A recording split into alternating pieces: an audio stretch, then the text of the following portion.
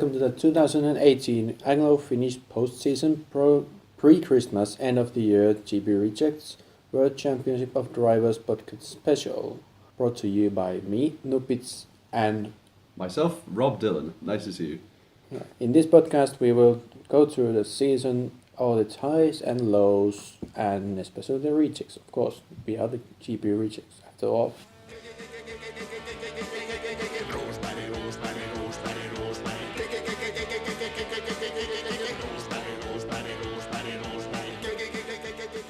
So now for our next part of the podcast, which I've titled It's Finally Over. Nuppiz and I will talk about the 2018 season and a little bit about next year, what we've enjoyed about this year and what we're looking forward to. So the positive stuff first. So tell me, what would be your favourite things from this year? What are the best moments? There weren't many actually, because drivers who I don't really like were the main contenders for the title, and then it got quite boring because we had the Formula 1.5 team going on. I don't actually have many high points, except for Raikkonen's win, of course. Of course. Being a Finn. Yeah. Yeah, I mean, Raikkonen's win was really good, actually. I've never been his biggest fan. I like his personality, but I've always criticised Ferrari's 7 re-signings of him. But yeah, he was pretty good this year. He was surprisingly good, especially when you consider how much Vettel and Alonso have thrashed him over the years as teammates. But this year he was pretty much, in the second half of the year, he was on par with Vettel. Yeah, actually matched him on podiums. Yeah. And if it wasn't for Bahrain, he would have more podiums. Yeah, probably, yeah. Because that was the pit stop incident, wasn't it? Yeah. Yeah. He had to retire from a position where he could have been on a podium. Yeah, I mean... And that would have meant he would have 12 podiums against Vettel's 11. Now they have both 11 podiums. I'm not sure whether to put it down to Raikkonen's merit or to Vettel's just terrible second half of the season. Incompetence. But we'll get on to that, I think, for our driver rankings. Yeah, I mean, I agree with you about I've never been a big fan of Lulu or Vettel, so when it came to the very front of the grid, I was a bit torn on who to support, especially when Bottas as well had a good start to the year, but just he was never really within a shot of winning the championship. And then he just fell off the cliff. Yeah, I remember I watched Monaco and I thought Daniel Ricciardo is like, if Red Bull get their act together this year, he could be in a serious chance of genuinely fighting, even if he'd had a few misdemeanors at the beginning of the year. But then again, Red Bull as well kind of just they never really got to the front, and that's a bit of a shame. And I think that goes for Renault as well. Renault were definitely promising to be the next best team, and they were. But even with Force India losing, changing management and everything mid-season, they were basically equal on points if you count the disqualified points. Yeah. And on the bad sides, well, one of the main things was the increase in commercialization, becoming more American, with more celebrities shown on the television, and best examples Will Smith and that model in Canada who waved the flag too early. Yeah, I definitely agree with that. Will Smith actually won rejects in the race there in Abu Dhabi. That was, I think, half of the reason why he won that was because it wasn't only the Abu Dhabi Grand Prix in which he was the focus of attention for a huge portion of it, because it was in Mexico as well. They even gave him the announcement over the radio to Hamilton when he won the championship. Definitely a serious increase in advertising. Yeah, and of course the sound effects.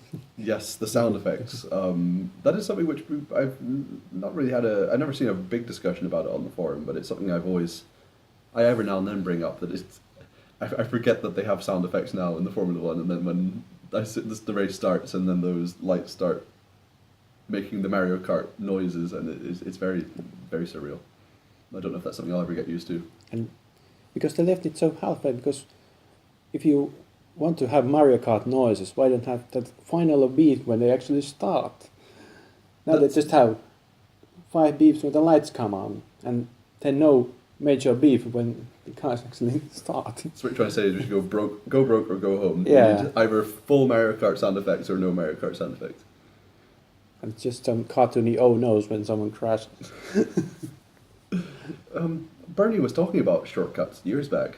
I remember he was actually talking about, obviously he was probably taken out of context in the British news, but I remember there was an interview where he was quoted as saying that maybe they should add ramps and shortcuts to the Formula One tracks. Maybe Liberty Media are taking after the master. I'm still torn, I think, on Liberty. I especially I like the increase of social media, specifically YouTube, if that's a social media. But for example, before the Brazilian Grand Prix, they had a reshowing of 2008, and there was also a reshowing of one of the old Malaysian Grand Prix during this season. 2001. 2001. It was on YouTube for everyone to view, and you could actually download it to your PC if you had the YouTube downloader or something. Yeah, and there's little things like that which I really like about the new. They're definitely catching up now with the digital age. They're actually using the old library of footage that they have at their disposal. So at every race they have these action points. They can show action from 1990 there or something. Yeah, that's definitely something good. And the new online service, you can actually watch old races from 1982 onwards. Yeah. In high quality. I mean, yeah, I think just the one thing about them for me, I think, is just there's always that voice at the back of my head which every now and then they'll say something, or Chase Carey will say something, and I'm like, not too sure about where this is going, but currently for now it's still okay. I think if we had another good season like 2012, I think you could pretty much easily ignore the silly stuff that's been going on. The only other thing I was going to say was about the talk of, as you say, Americanization, that they're planning on having a race in Miami. I don't think that New York race is ever going to happen. No. But I mean, the only one they've actually confirmed has been Vietnam. That they every now and then talk about bringing back. Is it Zandvoort? In the Netherlands, I've heard them talk about with the Max Verstappen craze that's been hitting. But I suppose that puts us up over to 2019. What are your thoughts on next year? Well, the technical rules are changing again, so there might be a bit of a shake-up in the grid. But considering the resources that the current top teams have at their disposal, that probably won't be. Fair enough. Yeah, I think for me, I'd say the driver changes are the big thing. Like the silly season in 2018 has been absolutely crazy. I kept thinking that certain drivers were signed up for next year who haven't been. Like I when Albon got signed up, I was like, was he not signed up a few months ago? Gutierrez even talks about coming back, which we all hope he will. Yeah, following the season when he had no in-season driver changes at all, we get this massive shake-up. Yeah, exactly. I'm really looking forward to Leclerc going to Ferrari. I genuinely never believed it was going to happen, just because Ferrari's... It goes against everything Ferrari's mentality has been for the last 10 years or so. Probably last 20, 30 years. Yeah, I suppose so.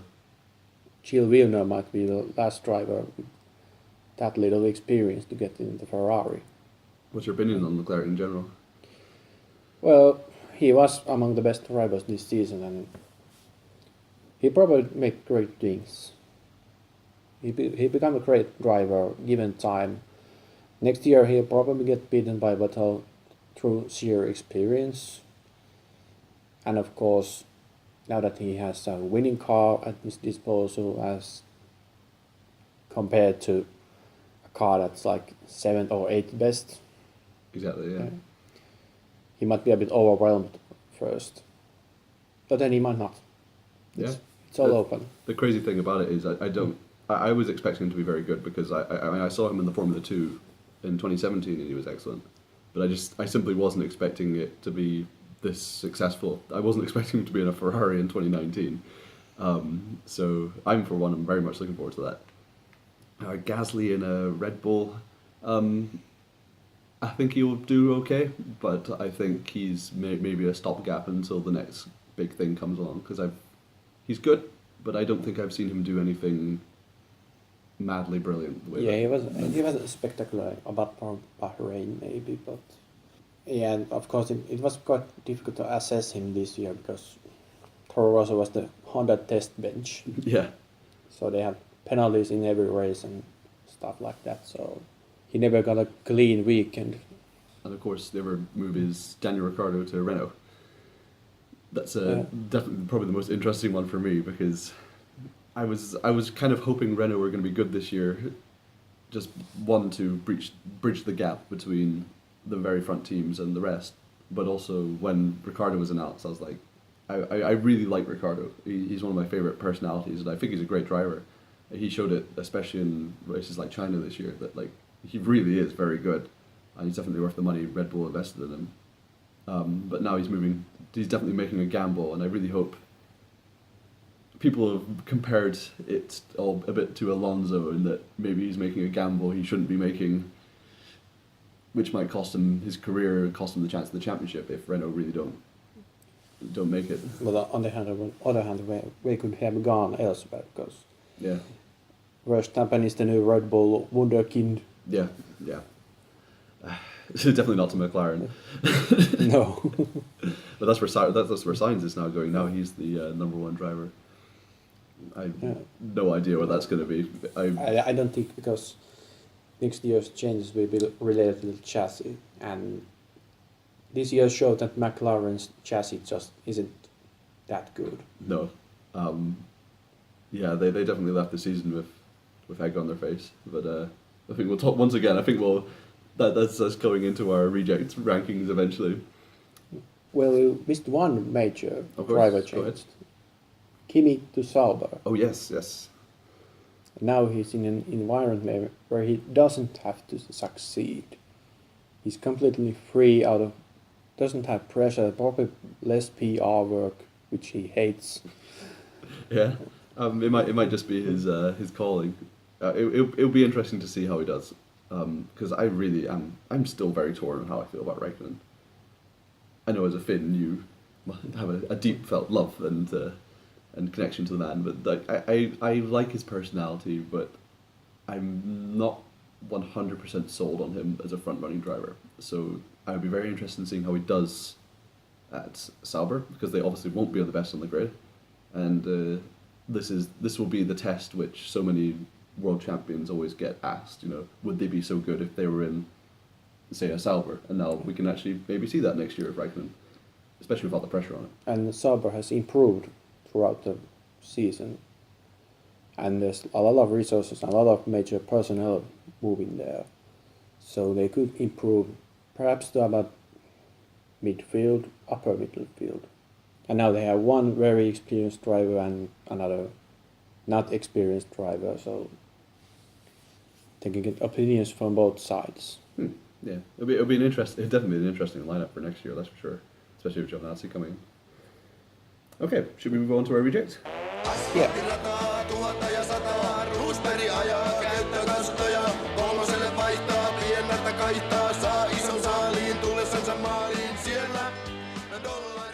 So now we are on to our driver rankings for this season. And of course, the championship order is not always the order in which we could assume the drivers performed in, considering the equipment and luck and all sorts of variables. So we've just shown each other our driver rankings of this year, and by complete coincidence we have the exact same top three, which is quite funny. So in first place we've got Lewis Hamilton. It's very difficult to criticise much of his season at all, really. Yeah. He's been very, very good. I don't particularly like the guy, but I can't fault basically anything he's done this year. Yeah, he was flawless and also got a bit of luck, considering the first lap incidents where he escaped without any damage. Okay, dropped last in Silverstone, but then recovered so fast you could barely even notice he had dropped back. Yeah, definitely. I'd agree with the luck, but I think the reason why he gets number one is because especially when you consider, I'm putting him there in comparison to most of his rivals, be that Bottas or Vettel, who really just weren't there all season. and Hamilton was there every weekend. I think his worst finish was 5th, and that was once. He was on the podium basically all but I think 4 of the races this year. So yeah, I mean it's hard to go against Hamilton for number 1. Yeah, you can't criticize something that's so perfect. Of course, second we have Charles Leclerc, and he really outdrove the Sauber. Even though Sauber has got a lot more resources and key personnel, but I still think he drove way better than that car could have gone in the hands of a lesser driver. Yeah, I would agree with that. He was just excellent all year. As I said previously, I just wasn't expecting him to be as good as he was, and I had a huge smile on my face when I found out that he was going to Ferrari, because he's been very, very good. He's completely destroyed Ericsson, with a couple of exceptions, but then again, Ericsson's been having a good season as well. So, like, the chassis is good, the team has been good, and he's just led them into so many different points positions. And there's also been races where his car has broken down when he could have even had more points. So you could argue that with better luck he could have had more points than he finished with. And when you consider this is his first season, he's only just I think 21 now. Yeah, that kind of performance from someone that young in their first season is just amazing. And I'm very happy he's going to Ferrari. Yeah, could easily be the next Gilles Villeneuve. Let's just hope it doesn't end that badly. Yes, of course. So in third place we have Max Verstappen, which is interesting because I thought I had overrated him, but you put him third as well. So yeah, give me your opinion on Verstappen's season. Well, he didn't start off that well. He was his very mistake-prone self again. But as the season progressed, and at the same time when Ricciardo went downhill, he really got on a steep uphill. And especially when Mercedes started to struggle just a little bit in the last few races, he was there to take all the chances he could get. And if the car hadn't let him down so many times, he would have easily been third in the championship. Yeah, probably. I mean, he was by the end of the time he was only about 3 points off the third. Yeah, I mean, one thing I always criticise the forum for is that I often accuse it of a bit of short-sightedness when it comes to looking over a season, where I always find that drivers who do very well at the end of the season are often rated a little bit higher than they maybe should be. But I think Max Verstappen's first third of the season was maybe a little bit dodgy, but the rest of it was just so good. When I looked through the championship towards the end of the season and thought, who are the main rivals to Hamilton, like who's given the best performance? When you consider Hamilton's rivals, Verstappen's the only one who since about May time has been consistently excellent and actually really challenging. Both of his wins this year, I think there were only 2, but both of his wins this year were really good. They're on merit. I can't really fault him when he got good. There's obviously the elephant in the room, which is his demeanour, his lack of self-control, which maybe means we should rate him lower. At least I feel like maybe I'm overrating him, but I do think he had an excellent season. He's fast and he's slightly started to mature, but only just slightly. And he really needs to start maturing up quicker if he really wants to be a champion someday, because he's still a bit too quick to make bad decisions. And yeah, let's hope that this is his maturing phase, and that by the time Red Bull really do make a car he can win a championship with, he has moved past that phase. Let's hope. But yeah, he's definitely my number one pick for if Red Bull have a good car next year. He's my number one pick of the guy who's gonna take the fight to Hamilton, and that's very damning for Vettel in my opinion. That Verstappen's really the one I'm rating. yeah, So in fourth place, you placed Kimi Räikkönen. I placed him fifth, so pretty much very similar. It's quite funny how similar these lists are, yeah. having never seen each other's. But yeah, why would you put Raikkonen fourth? Well, considering that everyone said that he's past it, he's not fast anymore. Okay, he's not as fast as he used to be, but overall he was more consistent than Vettel, and well, Vettel should have gotten the title or at least made a better challenge to it. He completely failed at that, and nobody expected Raikkonen to challenge for the title. He did challenge for it, but he still had one of his best seasons ever in sheer consistency. Yeah, definitely. I mean, I always say that Raikkonen won his championship on consistency. That's always been one of his best.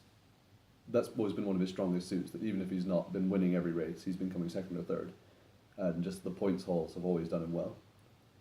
I rated him fifth, so I don't really differ with anything you just said. I still don't think he's. I'm happy someone else is taking his place at Ferrari, because I definitely think that someone faster. I've been thinking for the last few years that someone faster could be driving that car, but this year he's definitely. This year is the first year I would say he's been really, really worthy of the car that he's been driving. He's been very good, and I really can't fault him too much. It would be harsh to fault him. Yeah, had it not been for that mistake in Bahrain, he would have actually scored more podiums than Vettel. Yeah. So you put in fifth place. You put Nico Hülkenberg. Now this is where we really start to differ. Why put him 12th? He won Formula 1.5, if that's what you want to call it. Yeah. But I think once or twice I saw Hülkenberg doing well, but I didn't see enough of him to really rate him too highly. He and Sainz were quite anonymous for most of the season, and I'm leaning towards the idea that maybe the car could have been performed better. Well, I wasn't sold on Hülkenberg this season, I don't think. Midfield was quite hard to rate because quite a lot of the midfielders were quite anonymous. But I just think that what Renault needed now was a solid performance, and he delivered. And of course he had those couple of crashes which he could have avoided. But he was still probably the most consistent of the midfield pack. And that's why I rated him highly. No, fair enough. It's a perfectly worthy nomination. I think that, yeah, I just wasn't. I'm a Hülkenberg fan, I would say. Maybe I have rated his season harshly, but I don't think this has been his best season by a long shot. I'm happy that he finished 7th because I do quite like him as a driver, and I have been hoping for years that he would eventually make it to the top. And if Renault got a good car for next year, that would be really nice because I'd like to see him get that podium eventually. But he's had an okay season, I think. But I think there's been other drivers which have really been better over the course of the year, I think. But that's fair. Yeah. So your 6th place, you put Pierre Gasly. And I put him, 11th, so just in front of Hülkenberg. So next to each other is on both of our lists, but different places. Yeah, he was difficult to rate because Toro Rosso was the Honda test bench all year, so I kind of rated him on those few good results he had. That may have been a mistake, but no, I think that maybe the difference between ours is that I rated Gasly's. Gasly probably had a very similar number of good performances for me that Hülkenberg did, but I feel that with Gasly being in a worse machinery, that I noticed Gasly's performances as better, as being higher mountains climbed. But no, I'd say they're roughly equal on pace. Gasly and Hülkenberg had very similar years. Perhaps Gasly wasn't as good as I was hoping. A bit like Hülkenberg, I feel like maybe there was another grand sort of result worthy of that car, but the gap between Formula 1.5 and Formula 1 has been very large. So yeah, maybe I have been harsh to both of them. So in 7th I have Ricciardo, and you have... I have Ricciardo way down in ninth. Yeah. Well, not way down, but he's been pretty good this year. Yeah, and he Definitely not his best. had a better early season, pick up those couple of wins, but then he just started to slide down, and the slide never ended. It just got worse. Yeah. And of course, he got more technical issues in the races compared to Verstappen, who had more technical issues in qualifying. So of course, but at the end of the season, he kind of seemed to have lost a bit of motivation as well. Of course, it gets into you if you lose so many good results because your car fails, but it will be interesting to see what he can do in Renault next year. Yeah, I think he had if I'm not mistaken, those 2 wins, which in my opinion are probably the 2 best wins of the year, they were 2 really good wins. As far as I'm aware, they're the only podium positions he finished in this year. The only times he's ever finished on the podium. He's had definitely a tale of 2 seasons, if they want, for the cliche. This hasn't been his best season, but he's been there. He hasn't had a dire season. If I was to compare him to, say, Bottas, he wouldn't have. I would say he's had a better season than Bottas, but he's definitely been off of Verstappen as the season progressed. Verstappen's clearly moving into that number 1 role, and it was probably for the best that he's moving on to Renault, but not a terrible season, but an okay season. So in 8th, we have Alonso for you, and I have him down in 10th. The outgoing double world champion. What can we say about Alonso?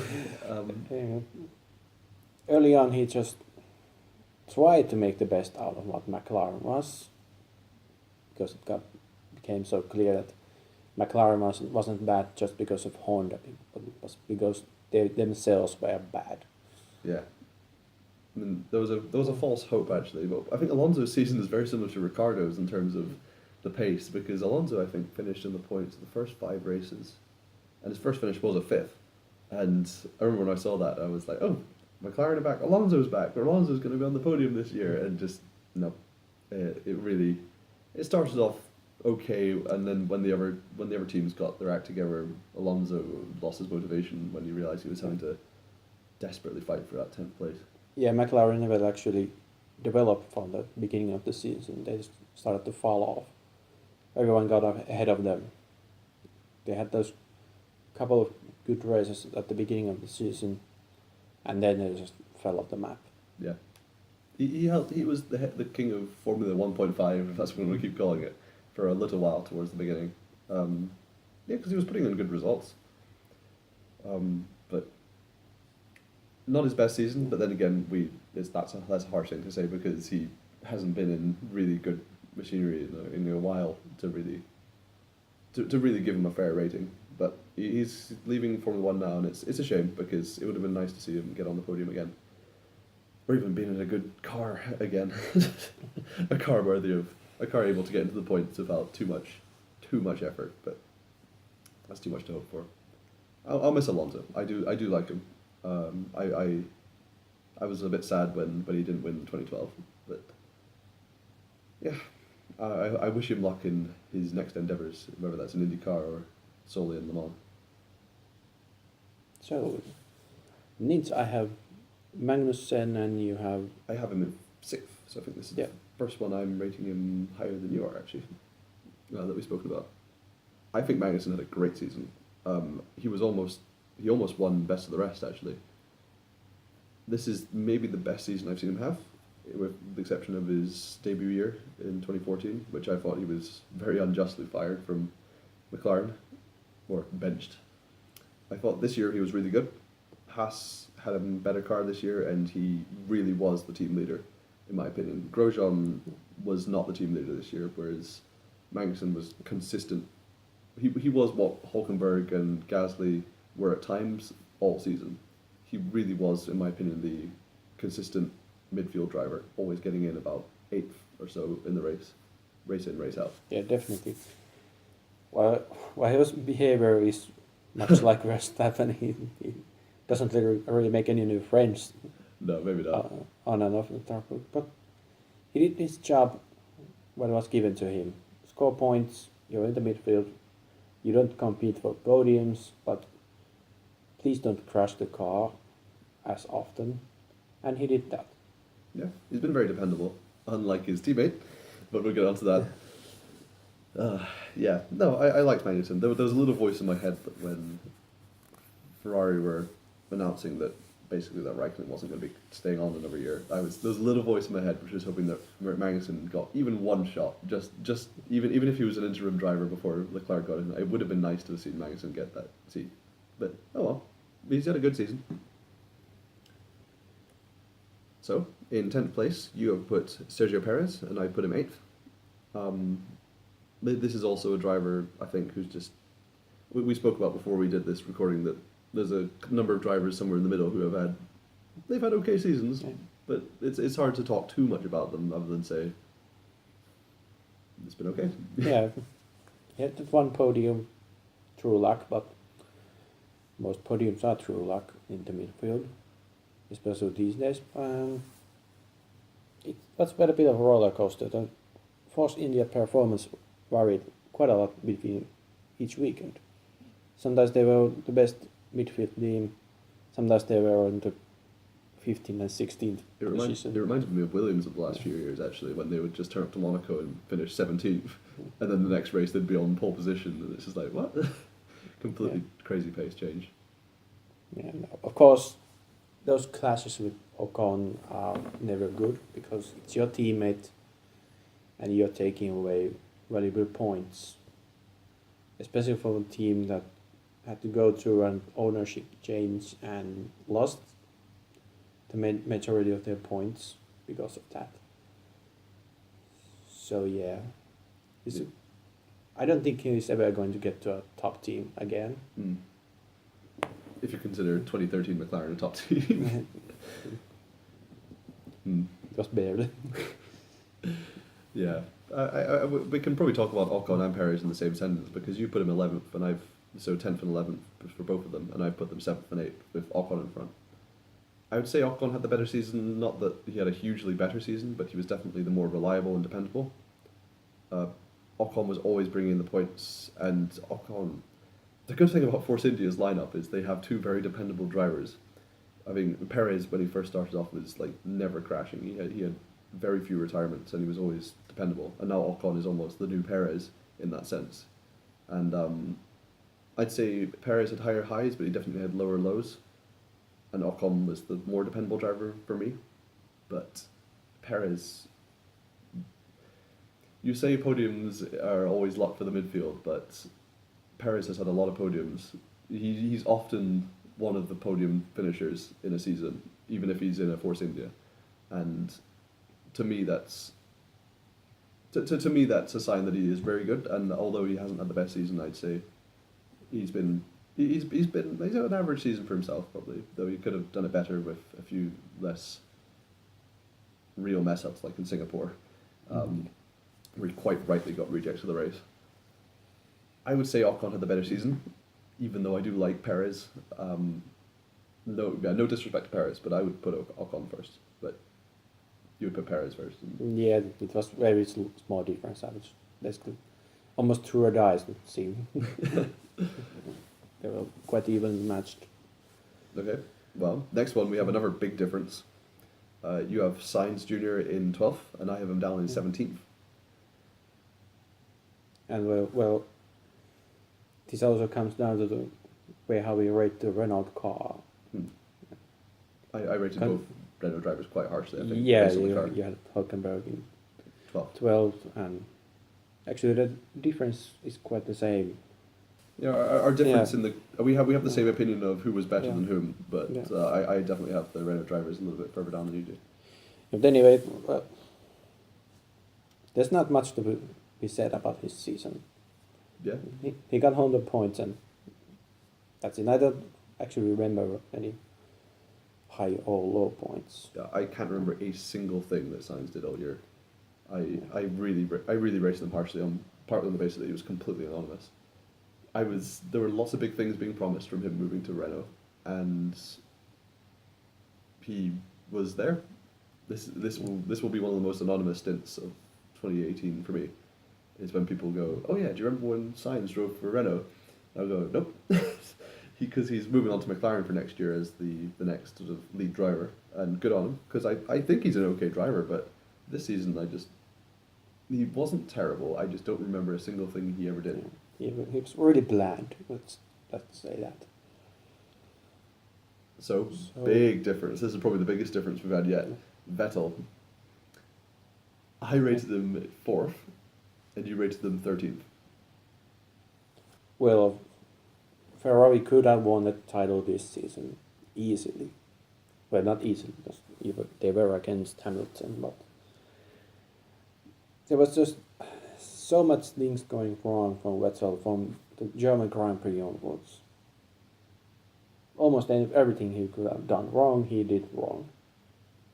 And as the gap between him and Hamilton increased, so did the mistakes get even worse. And he just tried too much.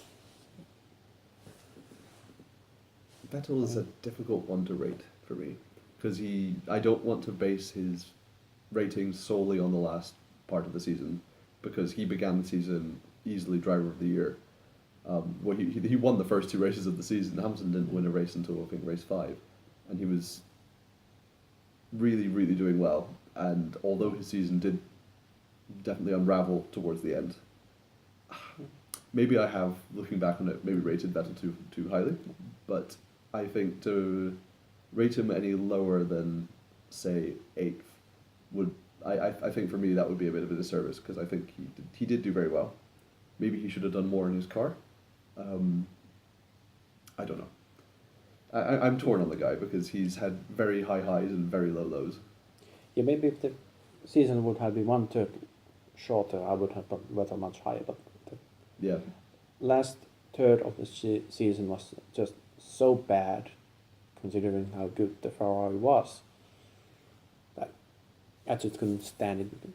And especially when you compare that first half of the season and then the second half. Yeah. He's one of those half and half drivers, and to him it was the worst half.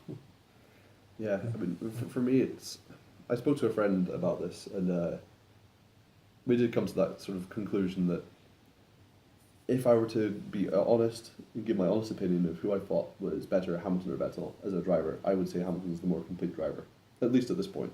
I mean, when Vettel was winning championships, Hamilton was having very bad off days in his own time.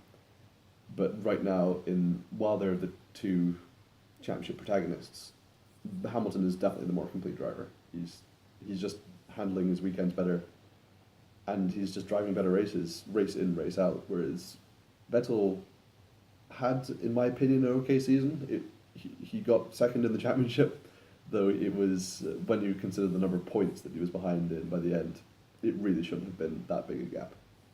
So I do agree that he didn't have a great season. Maybe I should have rated Vettel lower, but these are set in stone. We cannot change them.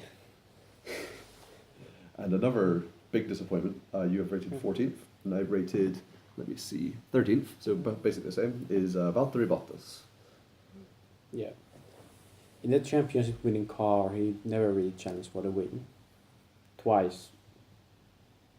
Only twice he was competing for a win. In Baku he lost to Debris, and in Russia he had his best weekend, and then he was taken away by the team order. But he shouldn't have been in that position in the first place.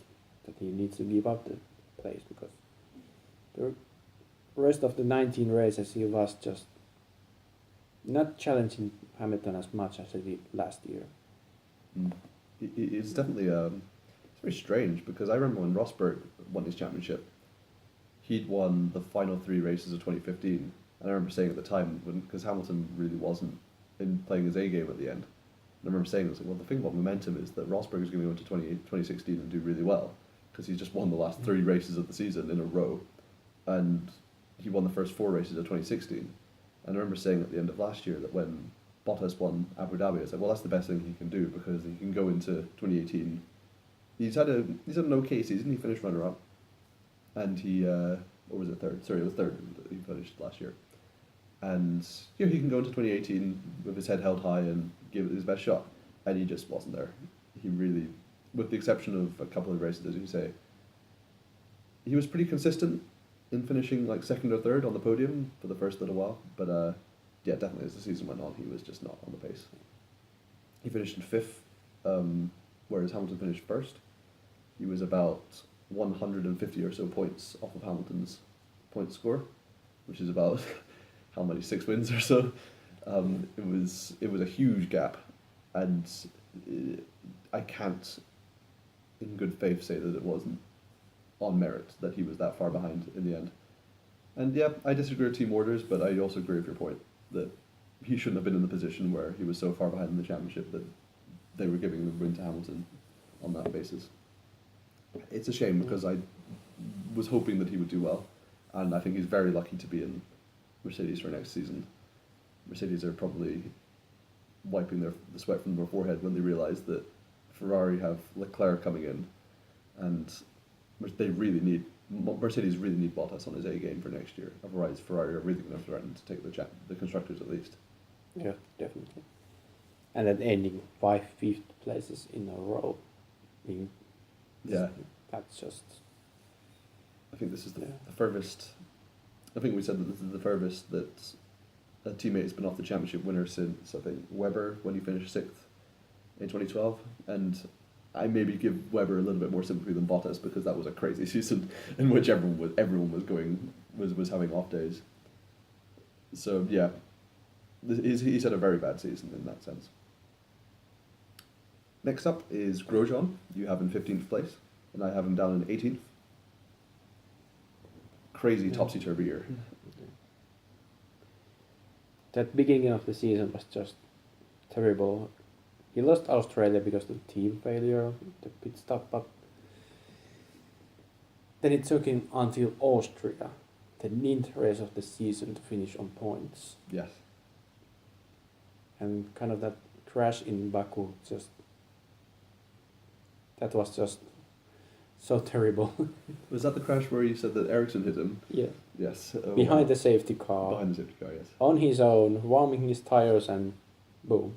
The worst bit about that for me, I think, was the fact that that's not the only time he's ever crashed behind the safety car.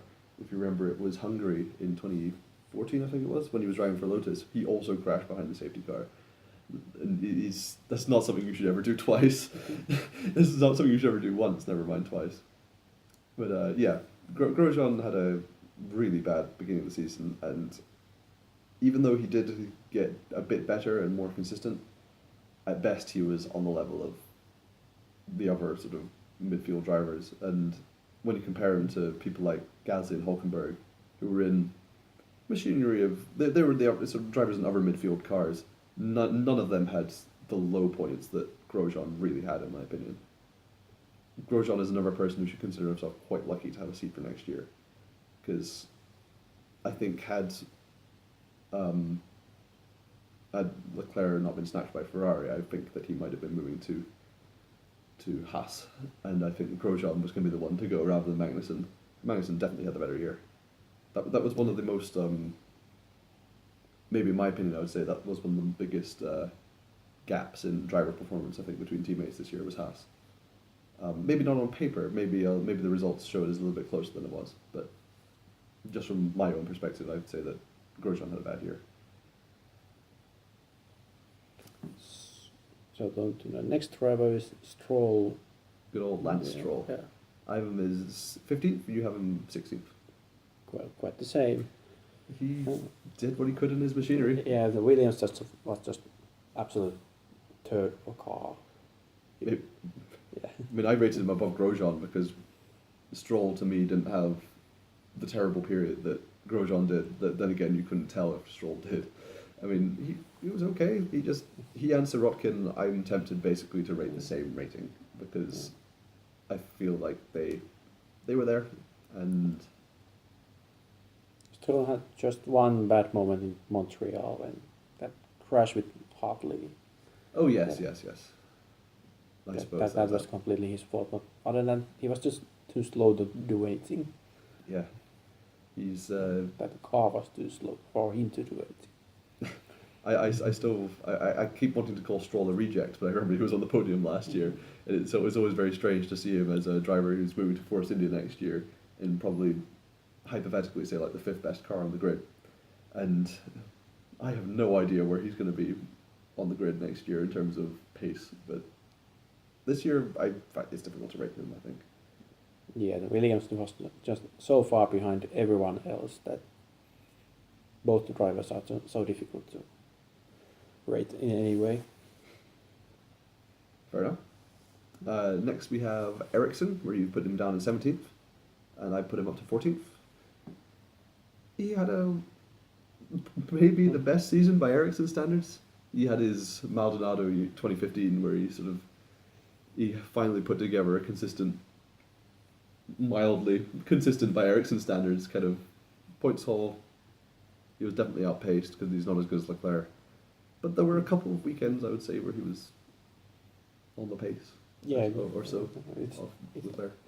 difficult to say how much it was down to Ericsson and how much it was down to Sauber getting better. Of course, if you consider it was the Sauber getting better, then we should rate Leclerc less. I suppose. Yeah, I will miss Ericsson. He's going to IndyCar next year, as far as I'm aware, and good luck to him, I guess. I mean, I can't say I'm his biggest fan, but as the token reject every season, he's provided Sauber with a lot of good feedback, and by feedback I mean money. So I'm sure he'll be greatly missed by the forum, but I'll be interested in seeing what Giovinazzi can do in the Sauber next year. Ericsson was okay, but yeah, Not that good. yeah. So up next we have Brendan Hartley, and well, We put him in basically the same place. You put him in 18th, and I put him in 19th.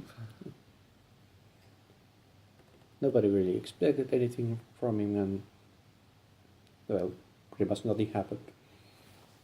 Yeah, he was, along with Sainz, I'd say the most anonymous driver all year. He got outperformed by Gasly all year. The points haul between them is ridiculous, I think. Hartley has about four points or so. No, sorry, that's Stroll. Sorry, he has very few points this year, and he's never really looked like he was ever going to score points. Whereas Gasly has at least threatened it on occasion. Even when the car hasn't been great, Gasly's at least put in some good performances. Yeah, and then there was that moment in China when the Hartley blamed Gasly for something that was clearly Hartley's fault. Yeah, he's a filler driver, and he's doing what a filler driver does, which is pick up 1/9 place every now and then. And I'm really going to struggle to remember him next year. I'm glad that someone is filling in his seat, but then again, he's pretty much being replaced by Kvyat, which is also in itself interesting as where, well, that's going to be about, but I suppose that's we'll talk about that. We'll talk about Kvyat when we talk about 2019, I think. But, yeah, Hartley wasn't great, and he hasn't done anything really to justify getting another year at Toro Rosso. He was a filler to begin with. That's about it. Then you have Sergei Sirotkin, the resident Russian on the grid, and 19th in runner-up for worst driver, and I have him a bit higher up in 16th. Yeah, he was also difficult to rate because how bad the Williams car was, but again, and the expectations were very low for him, and his results were very low, but of course it was more down to Williams being so bad. Yeah, not a huge amount of comment on Sirotkin. He was, I would say he was about the same level as Stroll. When I was looking down the grid at the timings mid-race and things, he was always with Stroll. Sometimes he was ahead of him, sometimes he was qualifying ahead of him, but like, I wouldn't say it was a huge level of difference between the two drivers, and it very much depends on. It's the Hulkenberg measurement, isn't it? Where you decide how good a year did Sainz have, depends on what you think of Hulkenberg, for example. Sirotkin's year depends how good you think Stroll is, and if Sirotkin should be outperforming him in his first year. But then again, the car is terrible. There's so many factors at play. that, yeah, he didn't have a great year because he never conquered the car, but he didn't embarrass himself. I would say that in his defence. I don't think Sorokin never embarrassed himself. One driver who did is the driver we've got as our worst driver of the year on both of our rankings, which is Stoffel van Doorn. Yeah, after McLaren fell off from the midfield, he fell off completely off the radar. He was just always stuck in first qualifying session. Sometimes even losing to the Williams cars, and he was just terrible. As the season went on, he was just getting worse and worse. He starts off the season quite anonymously, but I think I mentioned in one of the threads that he was almost a dark horse for when, by the time it hit about the summer break, I was starting to go, wait a second. I think people started to notice just how bad a season he was having, because I think when you're in a midfield car, people are expecting you to, even if you have a dodgy start, that you're eventually you either get into a groove or you'll have sporadic points finishes, the way that the driver like, say, Gasly did. That even though Gasly didn't always have a good season race by race, he was every now and then putting in points performances and getting noticed. Van Doorn never had that. I think there was one race I think I can remember all season where he was actually consistently about 8th or 9th in the race. And I think he won infinite probability driver of the race for that, just because it was so outrageous that Van Doorn should be even going for points. Yeah, I was looking at the standings, and he scored points in the first 3 races, and then in Mexico. Ouch. That was all of his point finishes. That's mad. He qualified last a couple of races due to either just problems, that kind of thing. And it was about Mexico, I think. It was one of the final races of the season where he qualified last again. And I was like, well, there's no excuse this time.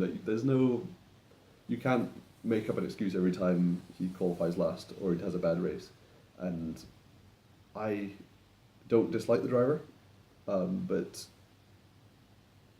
there's only so many times you can excuse just terrible pace. And just he was almost like the Kvyat of 2018 in that he just clearly wasn't in the right mental state. He wasn't in the state for driving well, and he just didn't as a result. And yeah, worst driver of the year for me. He has lost his seat in McLaren, and I can't say I'm surprised. And I'm not surprised that no one else has picked him up, especially in this kind of very competitive driver market. It's a shame. I think also part of this rating is the fact that he was so highly rated when he came into Formula One. I remember seeing him in the GP2 and remember thinking that he was really good. And I think he is a pretty good driver, but this year, oof. Yeah, everyone hyped him as the next big thing, and now he's just forgotten almost. Yeah, well, he was the driver who was going to replace Alonso as the number 1 driver at McLaren, and now McLaren have got a whole new lineup. Both of McLaren's drivers this year are moving on. I remember we did a series on the forum a while back about chassis, which none of the drivers ever returned to Formula One after, and McLaren's 2018 car is looking like that. You have Alonso moving on to Endurance Championship and maybe even IndyCar, and Van Doorn's not going to be coming back anytime soon. No, he's in Formula E now, and maybe forever. Yeah, and Formula E is unfortunately still something of a graveyard for past drivers or just drivers who never really made it. All right, shall we move on to the teams? Right. I actually didn't make any rankings, so I can just comment it on yours. Fair enough. So I made all this, as I say, I'm happy to change my mind about any of this. I will. I suppose we'll just go through it together. What I would say for number 1 would be Mercedes. They won the championship fair and square. I don't know what more to say. Yeah, it's kind of the same as with Hamilton. They were almost perfect. Even when the gap is clearly getting tighter between the top teams, they were still putting in, like, I think the first couple of races they were a bit dodgy. There was talk that Mercedes are no longer on top. This is the point at which they fall. But even when they were qualifying on the front row, for example, they were always finishing on the podium. They were just always there at the front. And after that, only in Mexico they had that very bad race with tire wear, and that was actually after they changed their rims. Because even so the FIA had said their rims are legal, they still changed them, and that didn't go well. In second place, do you have something else to say about Mercedes? No. In second place, I put rather highly Haas, and that was for just how unbelievably, unexpectedly good they were this year. I had no inkling before the season had started that the Haas were going to be fast. Definitely the most improved team of the season. Yeah. It was also a nice feel-good story because, especially after 2010, when Hispania / HRT, Lotus / Team Lotus / Caterham, then Virgin / Marussia Virgin / Marussia / Manor, none of those teams ever made it, and Manor always struggled to get in the points. When they did, it was a miracle. When you have a new team like Haas, who has admittedly had some support from Ferrari, everyone knows that, but to see such an improvement from the team this year, to the point where they finished fifth, and they were challenging for fourth. For Haas to be best of the rest at the end of this year, as a serious possibility, is just nothing short of a miracle. And I for one am happy that they're doing that well. It's good to see a new team doing well. And in third you have Force India. And well, yeah, I'd actually say they were quite good, especially considering the ownership changes and what struggles that might have brought them. My rating came on the bout of the context. They obviously had the complete ownership change, and the fact that they were as consistent as they have been for the last 3 or 4 years, to me that gives them a higher rating than they would otherwise have. The fact that they kept their cool and delivered the results race in, race out.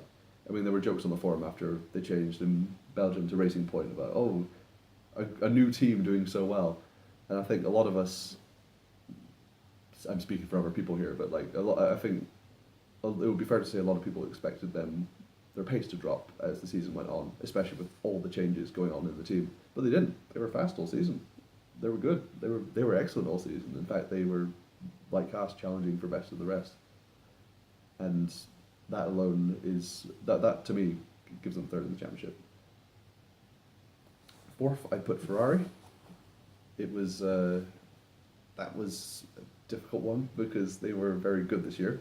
They were the best they've been in probably since about 2012, 2013, so the time that they were really pushing for the championship. Well, 2015 was a strong year as well. But this is the first season I can say in a long time where Ferrari, as you say, were really pushing for the title, and maybe if they didn't win the constructors, could have won the drivers. And they built a good car, and it was consistent and it didn't break down, which is good, which is better than Alonso's day. Maybe it was just lowered by the driver quality. But I was just so impressed by Haas and Force India that I placed them higher. Yeah, now they kind of lost quite a bit of points to bad strategy calls and so on. And yeah, they had a good car at the beginning of the season, and they actually, I read news that they developed it in the wrong direction. They spent many weeks developing new parts, and then they were just garbage. It happens, unfortunately. Yeah, with a bit more, bit better direction and management, they could have challenged Mercedes more. Maybe not quite up to the Constructors' Championship, but they definitely lost some points to incompetence. No, fair enough. My fifth place I gave Sauber, one of the other improved teams. It wasn't a huge improvement, but under the under the driving skill of Leclerc, I think it was definitely amplified how much they'd improved. I think now they can say that they're a reasonably capable car getting into the points, which is an improvement. They're still, I think, on the way up. I'd like to see them continue to improve, and this year this year they had a good year. I think Leclerc definitely, I don't want to say outdrove because we just had this conversation on the forum about the meaning of outdriving, but he's definitely taken it to the possible limit and taken some good points in it. It's not the best car in the world, but it's definitely better than what they've had before. Yeah, most definitely, and this promises good for the next season, because they were already able to develop in this much without the major personnel move from Ferrari, and now that they have those engineers and everything, they could become even better next year. Yeah, I mean, I think that is a part of, I think, the ratings as well, is that when you look on next year and you see how much promise someone like Sauber holds, that's in itself is a good sign. You don't look at Sauber and go, oh, next year they're going to be back to the grid. Like, I have high hopes for them. In 6th place, we have Red Bull. Maybe that's harsh, but then again, they didn't have a great season. We're still waiting for the triumphant return of the Red Bulls to the front of the grid, if that's such a phrasing. They're still not there yet. Yeah, they have a lot of reliability issues. I don't think how much it's the Renault engine and how much of Tag Heuer engine, if you're accurate, and how much it's just their design, because we know Adrian Newey designs cars so that they're as tight as possible. So maybe that contributes to the technical issues, but yeah, they lost a lot of points to that. Although I'd say that Ricciardo and Verstappen are fine drivers, I'd say they got just about as much out of the Red Bull as they were ever going to get. They both had relatively good seasons, all in all, and the Red Bull car finished a distant third, and I never thought after about, I mean, with Monaco I remember saying that I thought that Ricciardo at least would have a chance at the championship, but by mid-season it was another season where Red Bull were going to pick up a win every now and then, but really still not on the pace, and just for variation I would like to see them get on the pace next year, but there's no real great sign that a grand change is going to happen until the Honda change happens. And once again, that could be a make or break. So in 7th we have Renault, and well, I have to agree with that, because given their resources, they're one of the few major manufacturer teams currently in, who are not a B team to someone else, and they should get more out of all those tens of millions of dollars they are putting into this. Well, yeah, we'll see what happens next year. I was hoping for a better season for Renault this year. I was hoping that they would, even if they didn't bridge the gap, that they were at least ahead of the other teams, but once again, it's about the drivers and the team, so I can't talk about Renault without talking about their drivers. Then I would say that maybe Hülkenberg and Sainz could have got more points out of the car, but I never thought really that Renault were hugely faster than, say, Haas or Force India most of the time. On their day, for example, in Baku, I think Renault were genuinely fighting with the front runners, and that was good to see. But they themselves had some reliability issues, and they just didn't really bring in as many points as I think some people were expecting. And by some, of course, I mean me when I talk about these rankings.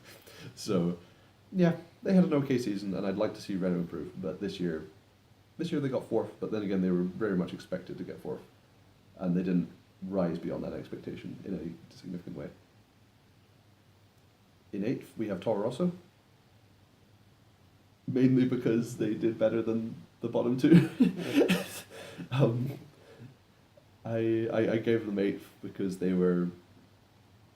had I think Toro Rosso either brings out a good car or they just don't. They bring out a good car or a bad car. That's just the way they are. And this year they had Gasly taking on the role of that Toro Rosso driver who gets a 5th place every now and then, maybe once or twice a season, but they were never going to be consistent midfield point scorers. Yeah, especially with the Honda engines they were basically testing them for next year. Throughout the season, they were just test bench for the next year's Honda engines for Red Bull, and that made it difficult to rate because there were so many times penalized for component changes and stuff like that. So yeah, 8 is quite accurate. Yeah. Then our bottom two, which we could argue on which one is worse, but I think is the fact that we'd have to argue is damning for both teams, Williams and McLaren. I put McLaren in front of Williams, but that's hardly praise for McLaren. No, definitely not. Both teams have just been crap this year. McLaren probably had higher expectations with the amount of hassle they gave Honda, nearly as much hassle as Red Bull have given Renault, but McLaren really had the expectation that they were going to be good this year, or at least consistently better, and 2016 was actually a more profitable season in terms of points in the same number of races, and that was under the Honda engine. So, yeah, Williams scored maybe, I want to say, 5 points all year, and it was definitely under 10, and they never looked like they were going to get any better. No, they've gone way downhill.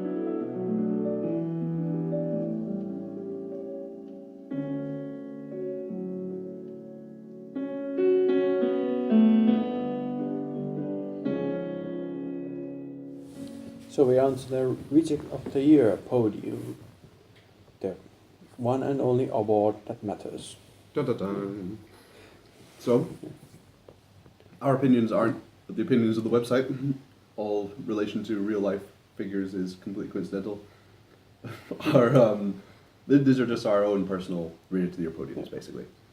So, should we start with honourable mentions? For me, I would say that the sound effects, as we spoke about earlier, are a serious problem I had this year. Too many silly kids things interrupting racing. Too much time spent on the things which don't really matter in that sense, which has always been a problem with F1 specifically, but just it's the underhand implementation of things like sound effects in the racing that for me that really grinds my gears. Yeah, that also gets a mention for me, combined with the celebrity focus and that sort of stuff. And of course, Sebastian Vettel could have done better. I couldn't put him on my Reject of the Year podium. I understand that some people have, and I 100% understand why. He had a semi-decent season for much of it, in my opinion, but his championship definitely unravelled, and that means he can't be rated as having a great year. But I couldn't, with good conscience, put him on my podium, but he absolutely deserves a mention of an utterly rejectable second half of the season. Yeah, definitely. Did you have any more honourable mentions? I don't have any more. So would you like to tell me your top 3, and then I'll tell you my top 3, then we can discuss them? I actually have the same. You have the exact same? Yeah. Oh wow, okay. Fair enough, okay. As I say, before this we haven't actually spoken about what our podiums are, but we keep it a little bit of incredibly exciting suspense. Well, should I just go through my top 3 and we talk about it? Yep. I don't know if you had it in a different order than I did, but... So for me, I had the Gap was my 3rd place, Formula 1.5 existing. I know that big gaps have existed in Formula 1 for a long time, especially between top and midfield teams. But I felt that with these regulations maintaining a basic sense of stability and consistency, that there was going to be somebody bridging the gap. But it just really hasn't happened. In fact, it's felt like it's been going in the other direction. I think it was Mexico that Hulkenberg was he was over 2 laps behind the leader and definitely over a lap behind the next car in front of him. It was a huge gap. Yeah. Both Mercedes cars had an absolutely terrible race there, especially Bottas, and they were still over a lap ahead of Hulkenberg. Yeah, I was in Silverstone this year, in the crowd in the standings, and I remember you could visually see the Renaults, who were in, I think, 6th and 7th at the time. You could see Hamilton's pace increasing, and you could see just him catching the Renaults as he was going through the pack after he got hit out the first lap. And then he overtakes the Renaults, and within a lap he's just a mile away from them. Like, it wasn't fair. The biggest problem I think for this year for me in terms of the racing was that a driver like Hamilton could go out on the first lap. They could even pit if they wanted to and still be guaranteed to finish at least 6th. And that's wrong. That's really wrong in my opinion. Drivers who were in the top three teams could finish 6th on any day, considering as long as they finished the race. Yeah, I don't think that has never happened before. It was just unheard of. That no matter how many problems someone in the top 3 team had, they will always be in the top 6. I think for me, a pet peeve of mine has been DRS. That I always find one of my problems with it has been that it really, really benefits the top teams, especially in that kind of situation where it comes from a going through the pack situation. And for me, that's one of my favourite types of racing in Formula 1 is when top drivers are really struggling and having to fight to get back through the pack. Kind of a Coulthard-Bernaldi kind of situation. And with DRS, unfortunately, you can't really get a Coulthard-Bernaldi situation anymore, which is, in my opinion, is quite sad. I like to see the rejects getting their time on the TV cameras, holding up front runners, causing a bit of mischief and causing a bit of variety in the results. And I think just because of that gap, we had a very, very samey set of results every week. The top 6 drivers, as long as they finish, were always going to be in the top 6. Okay. So I couldn't decide what to do about the teams, and so I gave McLaren and Williams joint second. There are many merits for both of them having a higher, being more rejectful than the other, but I couldn't. It's damning with faint praise at the end of the day, saying McLaren is less rejectful than Williams or vice versa. They just had a terrible season. Yeah, both of them, especially when you consider McLaren, that for the past couple of years they were always mourning, it's the Honda engine that is bad. Our car is so good, it's the 3rd best chassis of the grid and so on. And now they don't have Honda engines and they did that. Yeah. I mean, 3 of the 4 drivers in those teams are out of a job for next year, basically, or not in F1 next year. The only driver who's still in F1 next year will be Stroll, because his dad's money, basically. And yeah. Because his dad basically bought a team. Bought a different team, yeah. It's amazing what people do to stay in Formula 1. But yeah, so McLaren and Williams, terrible season. I give them 2nd place. I'm not sure. Did you give them 2nd place as well, or did you? What did your podium look like? Yeah, 2nd place for both. And our number 1, well, my number 1, I suppose yours as well. And reject of the year was Stoffel van Dorn.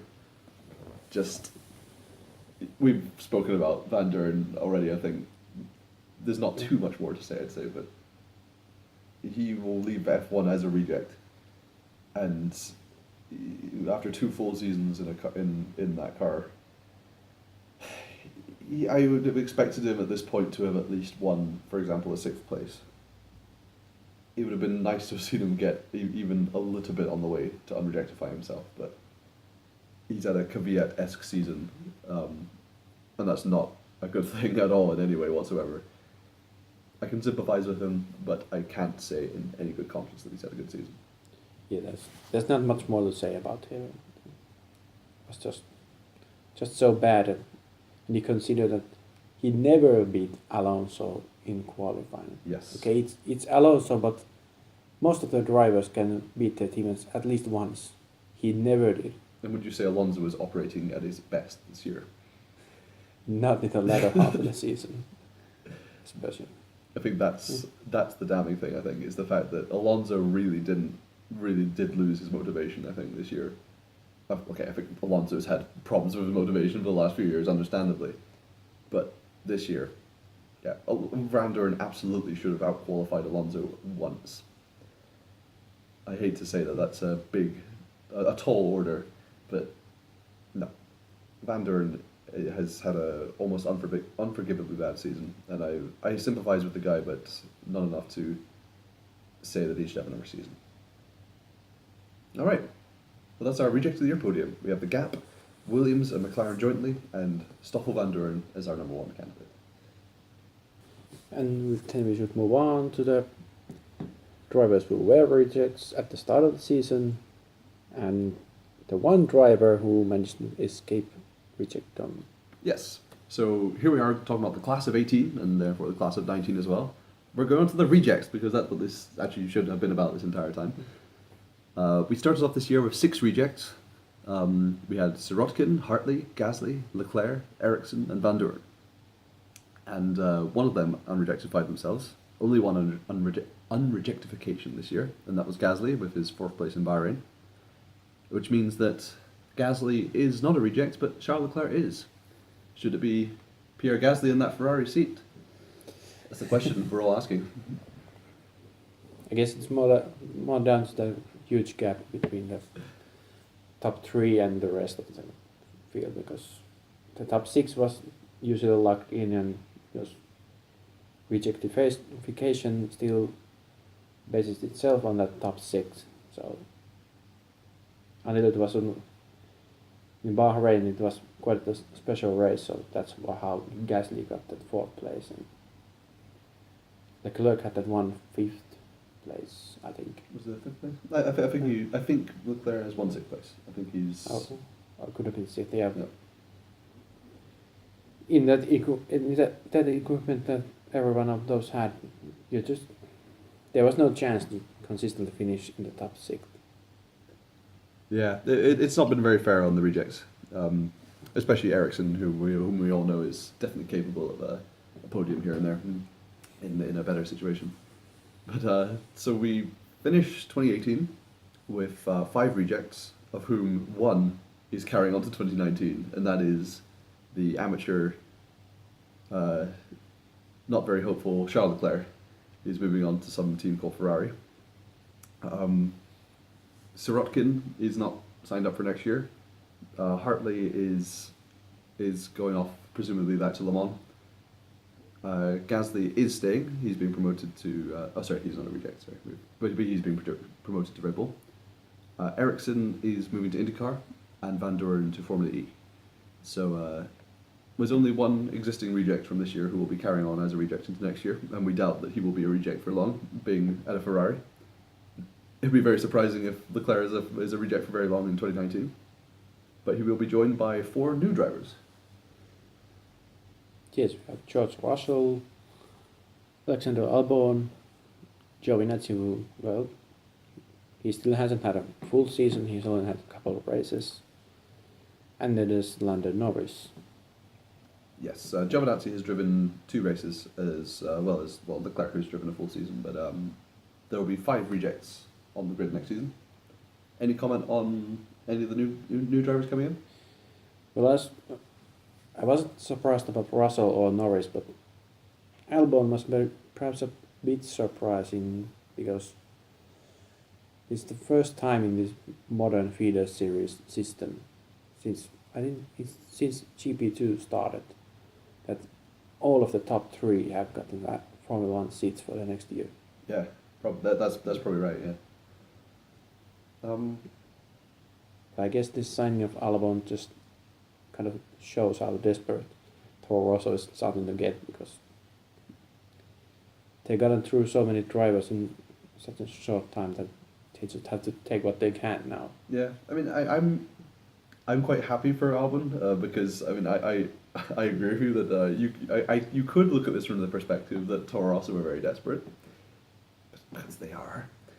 But I'm happy that they're desperate if it means they sign someone like Albon, who in any other situation probably wouldn't be getting to Formula One. I think he's an okay driver from what I've seen of him. I didn't watch Formula 2 this year, but from what I've seen of him in previous years, he seems like a perfectly dependable driver. I mean, he was Leclerc's teammate in GP3, if I'm not mistaken, and it'll be interesting. He's the one driver I really know the least about of all these incoming drivers. So it'll be interesting to see how he does, especially in a Toro Rosso, which, like every year, could be a great car, or it could be just absolute junk. So we'll see how he does. He could be a great reject star in the future, or he could actually do quite well. Who knows? And the first Thai driver since Prince Bira. Of course, the legend. Yeah. Unfortunately, before my time, I don't have too much comment on Bira's results. Was Bira a reject? He wasn't a reject, was he? No, I don't think he did get some points. And in that time, if you scored points, you basically are rejected by yourself.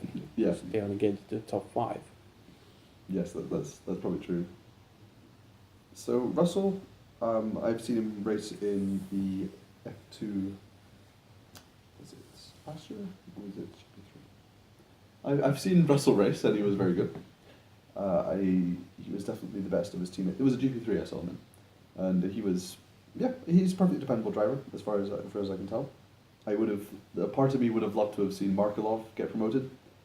Markelov is a driver I think F1 would really benefit from having, because he's got that touch of craziness and just interest about him that I think F1 would benefit from. But it looks like his time's probably passed. So if anyone's going to beat him to it, Russell's perfectly worthy.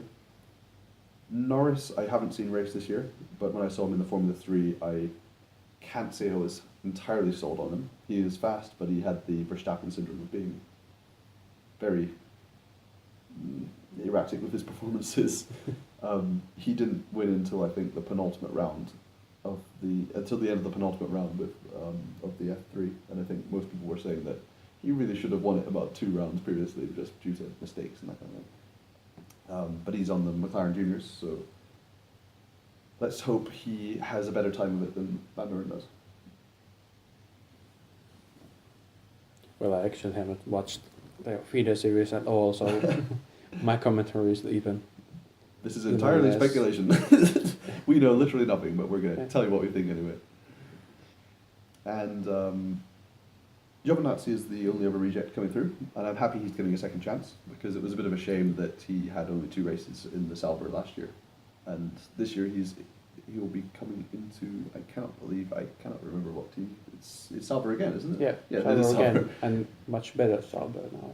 Yes, let's hope with a full season behind him he can prove his worth. It would be much fairer to him than to have his only record in F1 be those 2 races, because even in those 2 races, he was pretty good. Exception of the double mistake in China, I think it was, where he did the same mistake. I think that very much blotched his copybook, which is a bit unfair, because he seemed to come across as quite good. One driver we haven't spoken about yet at all is Robert Kubica. What's your opinion of Kubica's grand return after that would be 8 full seasons out of Formula 1? It's in the Williams, so I'm not expecting much, because Williams is not likely to improve. And of course, he's been out 8 years. He's completely out of touch of the current cars. The engines have changed, grip has changed, aerodynamics has changed, and there's the hand. Yeah. We don't know how much that will hold on. It is interesting how little I ever see media talking about the hand, if that's the dramatic way we want to refer to it as. But yeah, it's. I hope he can perform as well as I want him to, and but I do worry that he's not actually fit to race. But if Williams are hiring him, they're not going to hire him if he can't actually drive a car. there's obviously more, they obviously know more about his skill and capabilities than we do. I like to think there's probably a little bit of feel goodness about it and sort of press coverage, because there was talk about Williams hiring him for this year, but they hired Sorokin instead, and then that got a lot of backlash. And now it's at the point where they can go, they've probably done some testing on him, and they can go, okay, he did a Friday practice test, if I'm not mistaken, this year. And now Williams we can put the issue to rest once and for all. Can Kubica return to Formula One and even perform okay? And because if you can perform even okay, I think lots of people will be very happy, because it's such a shame how his career was cut short.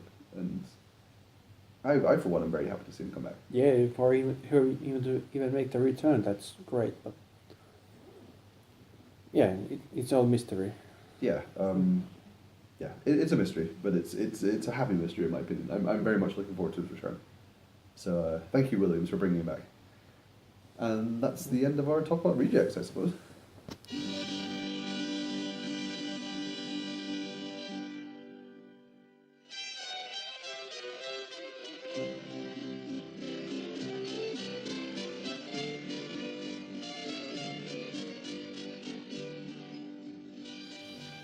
So now we enter the most painful part of the podcast, and of course the reason why you guys are all listening, which is the question and answer session for the Anglo-Finnish post-season pre-Christmas end-of-year GPRejects World Championship of Drivers podcast special.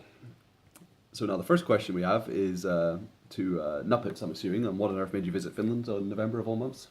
I think that's to you, because I've been in Finland my whole life, so... So, I moved here back in September for good, with a job. So I'm, as long as I have everything sorted by the end of January, I should be staying here for the long term. I really like Finland, although it wasn't snowing when I posted this. It is officially today snowing, which is good. But no, I'm not here to visit. I'm actually currently living here to answer your question. So, what was Kimi Räikkönen's best haiku this season? Did you read a single one of Kimi Räikkönen's haikus this season? No, because the book was released only in Japan, but... They do say that Finland is a Japanese colony of sorts. Yeah, or Finnish is like Japanese backwards. That's also something I've heard, but... Could you read one of Räikkönen's haikus backwards?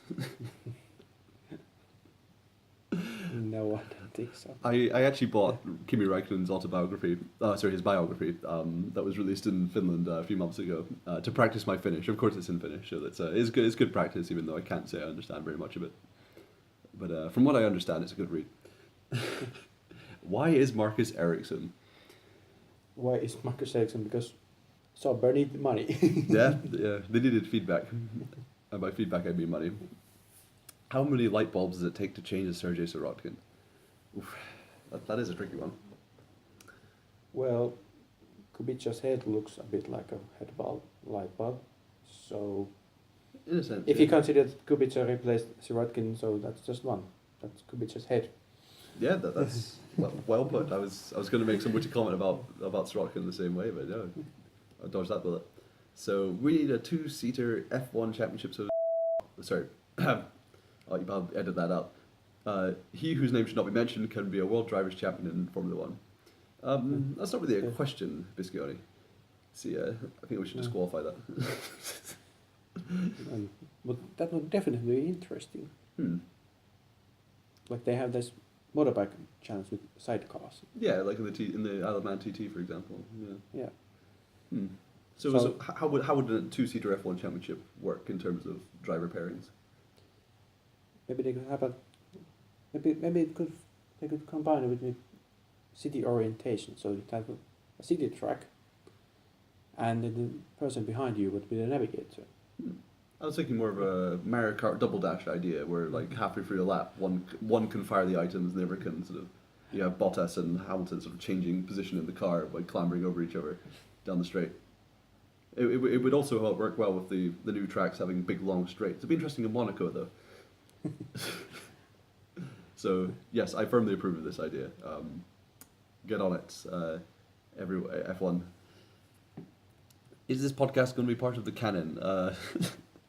I know this was just a fun podcast. I think we were trying to do. I don't think it was. There was never any intent to make this even an official opinion for the GP Rejects thing. It's just, I don't know. I do love the podcasts that G-Knock used to do, and Biscuits and I did a podcast a year and a half ago, which we never released on the forum because of rejectful technical difficulties. Rejectful difficulties, you might say. We didn't even publish it, and by the time we managed to get it, the time we managed to find a solution, it was like October. So we had our mid-season driver ratings and things, and we just never got around to releasing it. So hopefully you actually hear this as time of recording. We haven't actually tried to process this yet, so hopefully you will hear the sound of my beautiful voice. Hopefully Samsung phone is more compatible than the iPhone used last time. Nice product placement there. All right. UGE Day asks, 3-car teams or 1-car teams, or letting teams run up to 3 cars, or as few as 1 if they like. That's, once again, it's a question mark. Bad grammar there. Although I like the idea that we could have more cars on the grid, but basically only the big 3 can run 3-car teams, and that would just, if the current balance of power remains the same, that would just mean even more points positions will go to the big 3. Yeah. I think even if you did that, only the top 2 cars scored points, like it wouldn't actually change the fact that you would have the, hypothetically, the Renault, for example, still finishing like 8th or 9th instead of 6th or 7th. Like, you haven't really solved the problem. It would be pretty cool, but in the long run, it wouldn't help, I don't think, in terms of variety. Same with 1-car teams, because the only ones who would run 1-car teams would be very small teams, and for them a major part of the income would be from championship results, and if you only have 1 car scoring points, that's a major handicap. Which reject driver would you like to see make a return to F1 more than anyone else? Oof. I assume that's presuming from the question that that's someone who's under 50. So someone who hypothetically could actually make a return. I actually haven't thought of this. This is a good one. We could come back to this maybe, actually. Yeah. I mean, there's a couple of drivers I'd like to see come back. I mean, I think just for the banter, I think Gutierrez would be really funny to see make a comeback, just to see if he could get a 2nd point scoring finish. But I think that might be too much to hope for. Gutierrez, the 11th place expert. Yes, he was very good at finishing there. Also for the fact that he could hypothetically have such a bad season that he gets 3 Rejects of the Year podium, 3 Reject of the Year wins in a row, which would be the triple crown in rejectdom, which we've never seen, I think, in Formula 1. I think only Gutierrez and Jenson Button have ever won 2 Rejects of the Years. But I think we can maybe come back to this one. Let's come back to this one later. Should banked turns make a return? Pros, meow. Cons, dangerous or something apparently. I think with modern cars they could actually work if you just still have enough safe space there behind the curve. Yeah. So it couldn't be like in Mexico where there just wasn't any room for any safety measures because it was just right next to the city. Yeah, I think it would very much have to be at country, rural tracks, and then again those would have to have extra space put in. It would cost a lot of money. It would be pretty crazy. I mean, if they could do it safely, I would be absolutely behind the idea. But yeah, that's just. I'm not sure how serious these questions are, especially with those additional sub questions. If E-Series gets Facebook likes giving people speed boosts, why can't F1 have the fans throwing stuff at the track? Yeah, I mean, 2005 USA was, I think, the sort of the test of that. See if they kind of put it in a situation where, you know, let's have people throw stuff at the track and see if it increases the on-track drama. And I remember that race being really boring. So, any comments? Basically, no one's stopping them doing that for now. Of course, they get thrown out of the crowd, but You can always have one beer can that you can throw. Yeah, I think the only track I ever regularly see crap being thrown at the track is Brazil, especially on the main straights after the start straight. You do often see stuff heading towards the track on that side, but Of course, that depends on how large objects you can throw. Because you talked about Brazil, and it reminded me of that year when all the advertising billboards started to fall down. oh yes, yeah, I remember that. And of course, if the crowd members could throw some 2x4s on the truck, that could cost something. But I think the question here is asking whether it should be in the rules, which I say 100% yes. It will be absolute carnage. Why don't the Red Bull cars have big plastic Red Bull cans on top of them? Yeah, that's a good point. I mean, it's just false advertising, in my opinion. If you think about it, I think that should be their penalty for having basically two teams on the grid. That at least one of the teams has to have big Red Bull cans hanging at the top. Any comments? Yeah. Well, we know they have Adrian Newey, so perhaps he could even make their cylindrical shape work somehow. Double diffuser through the can, through the ring pool, to get extra aerodynamic speed through the can. Considering how often the engines catch on fire, they could put some fire extinguisher there. I think it's some sort of amorphous thing where they could make it.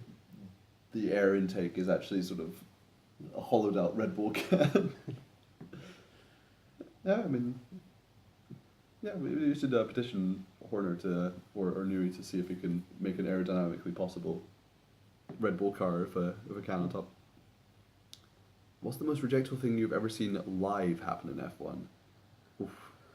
Ooh, I watched F1 for over 20 years, but it's hard to pick one.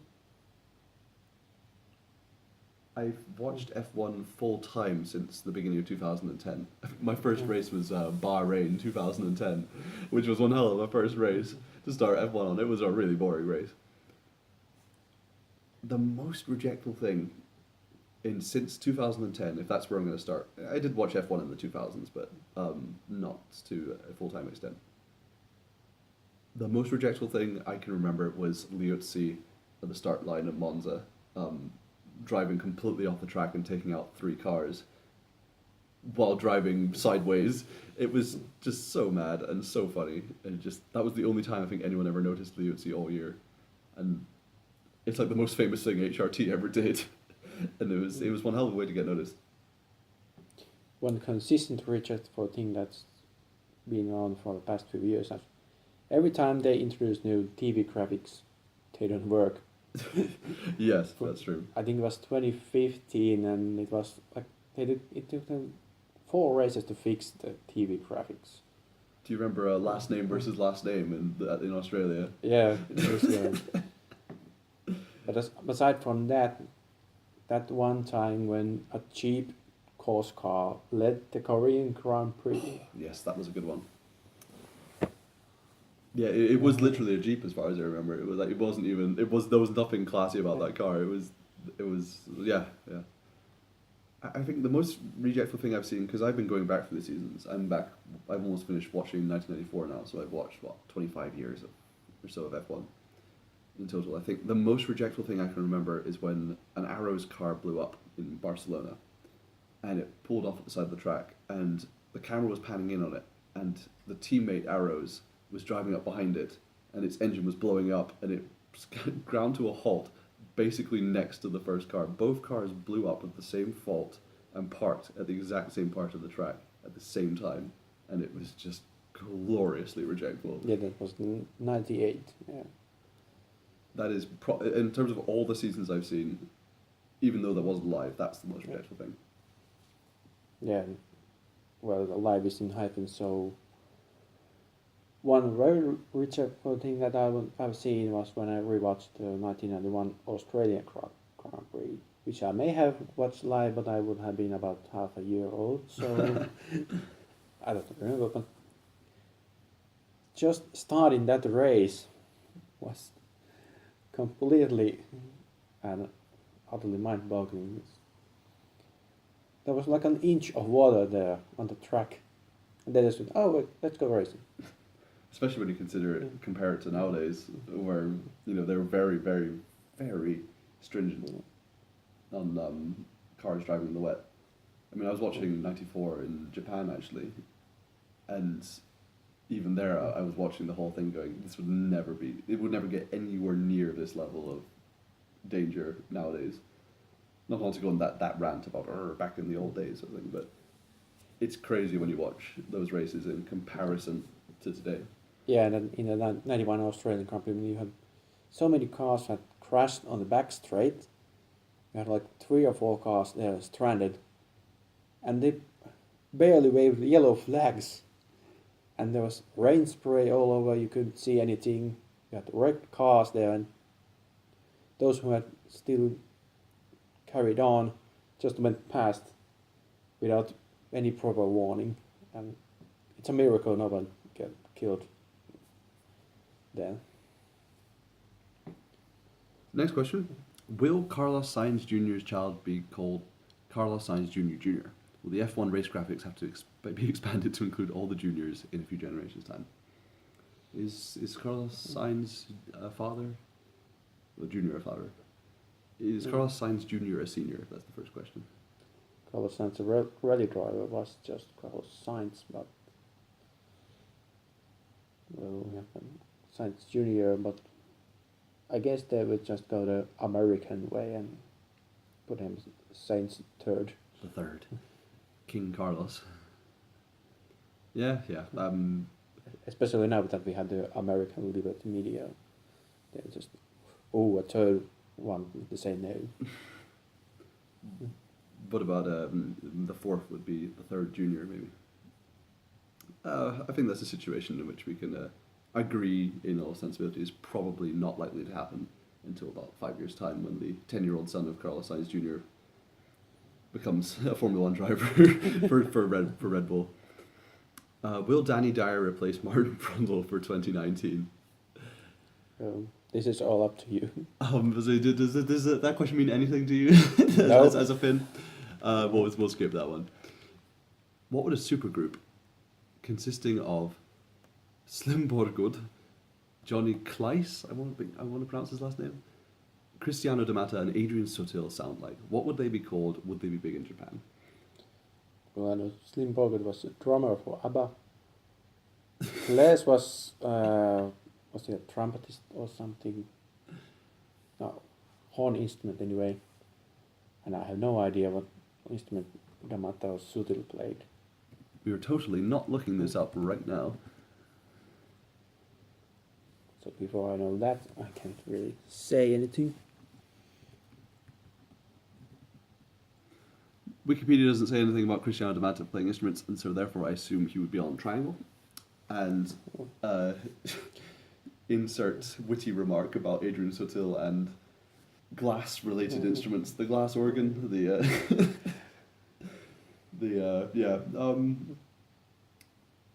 I'm just interested in what kind of music they'd make. I mean, I think Sutil would be the rowdy one of the group at least. I mean, like he'd definitely be the off-the-wall character. I'm not quite sure where. I'm not too sure about D'Amata or Kleiss, but Well, we have a drummer and trumpetist, so jazz fusion. jazz fusion. Progressive jazz fusion. That would kind of fit in with the F1 theme. Do you think they'd do a better F1 theme than the current F1 theme? Do you like the new F1 theme? Out of interest. It's alright, I guess. It passes, I suppose. I'd agree. I wonder if they're going to do a different one for next year. So like each year they do a new theme. That would be interesting. It would be nice just to have like an individual theme for each year. But I get the feeling that they're going to market it and keep it going on every year. Any more comments about the Jazz Fusion Supergroup? What would they be called? I think there could definitely be something to do with Slim. I think Slim could be part of it. Like Slim is such a catchy name. The Slim Johnnies. Slim Johnnies. For now, we're going to call them the Slim Johnnies. We might come back to this question later on, unless you have a good one. No, I can't think of anything. For now, we got the Slim Johnnies, but And would they be big in Japan? Well, everything is big in Japan. everything is big in Japan. Which series is most rejectful, A1GP, Formula E, or W Series? This is one out of my knowledge because I've only seen Formula E. But And I haven't heard of W series, but well, A1GP it was quite nice in principle, but then again you had these minor teams that really didn't matter much. I think they had Lebanon there and something that just, and of course because it's a nation series, you can't have the best drivers there because the best drivers are in Formula One and so on. So the W Series is the oncoming women's series. That's what it is. Oh, Well, I've got no comment on this until it happens, I suppose. I've heard interesting things about the lady who's running it, or the lady who's being chosen to promote it. I am admitted I don't know too much about the American series. So the women drivers who are being sort of promoted for championing, because I don't watch American series, so I don't know enough about them. So I've got no comment on the W series, but Formula E is, I have a love-hate relationship with it. I keep telling myself it's terrible, but I keep watching it.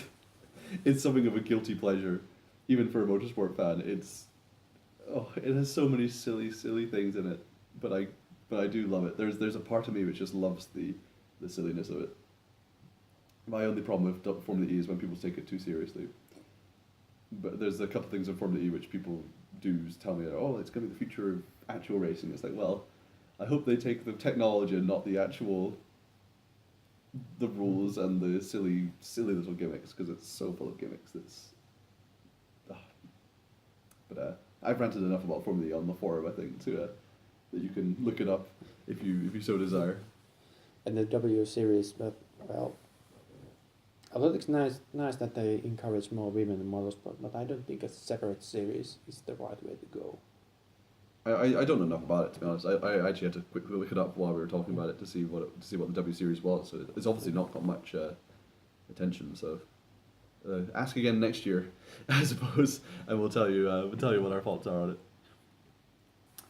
So on the supergroup question again, would the group be better or worse if Jacques Villeneuve was part of it? I would definitely say worse. I think worse, because if it's a jazz fusion band, then combined with Villeneuve's so-called singing, that what will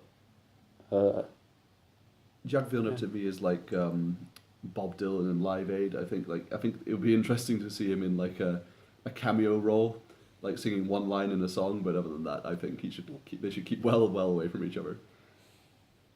Do colourless green ideas sleep furiously, and if so, who?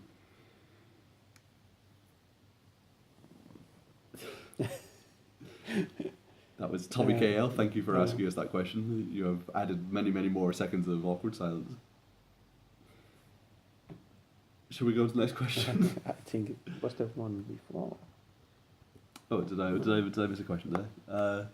If they wanted to update their sound, they could always use a bit of Sakon Yamamoto. Oh, that was just a statement.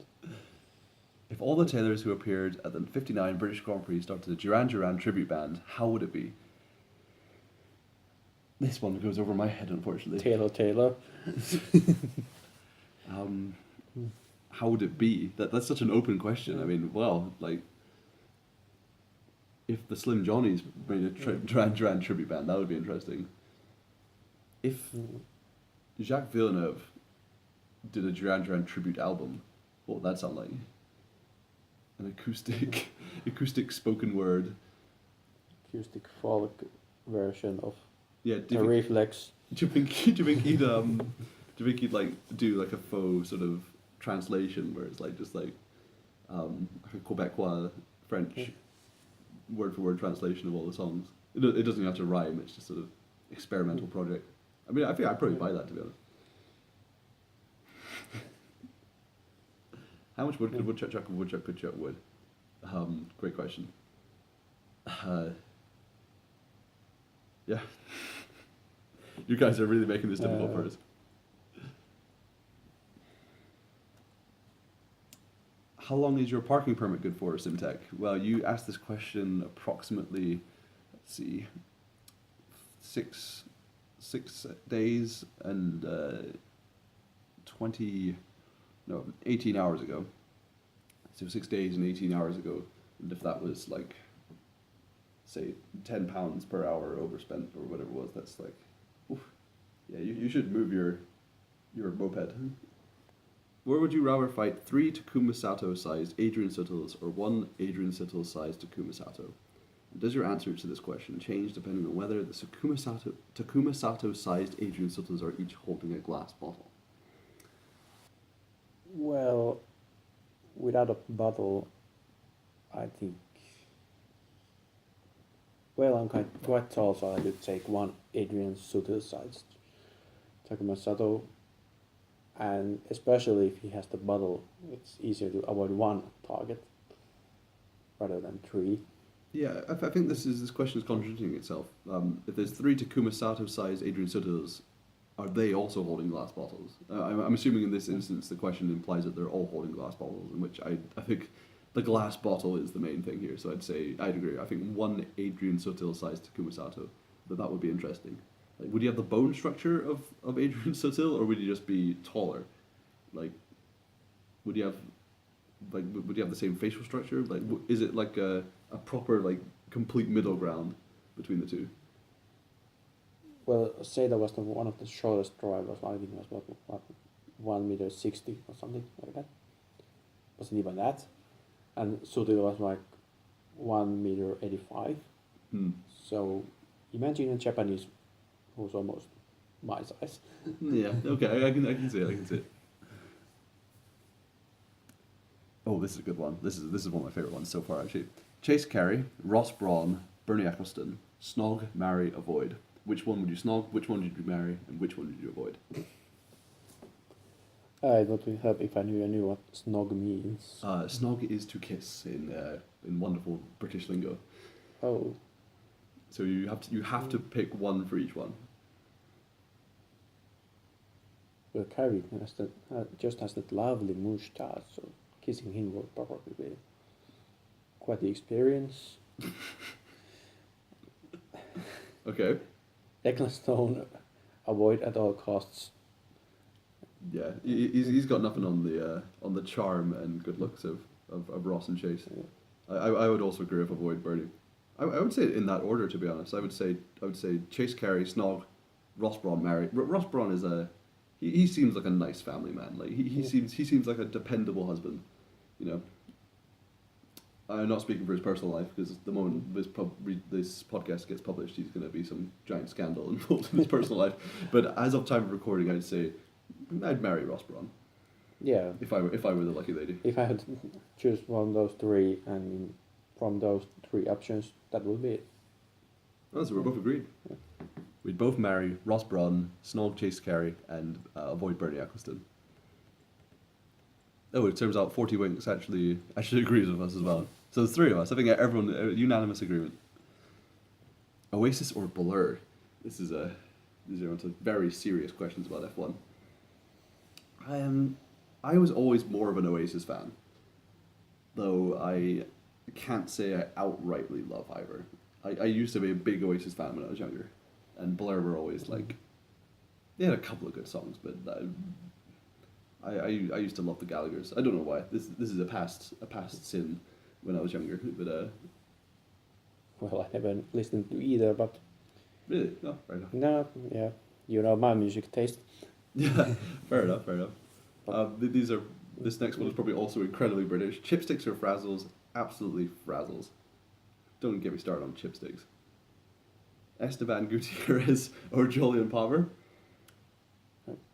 Palmer is just so lame. It's a snog. Both performance-wise and personality-wise, I'd pick Gutierrez because of the eyebrows. Yeah, I mean Gutierrez has just got the charisma of a real reject. You know, Julian Palmer he exists, but he doesn't have the strength and of character that Gutierrez does. The sheer unlikability of Gutierrez is what just pushes him forward as being better.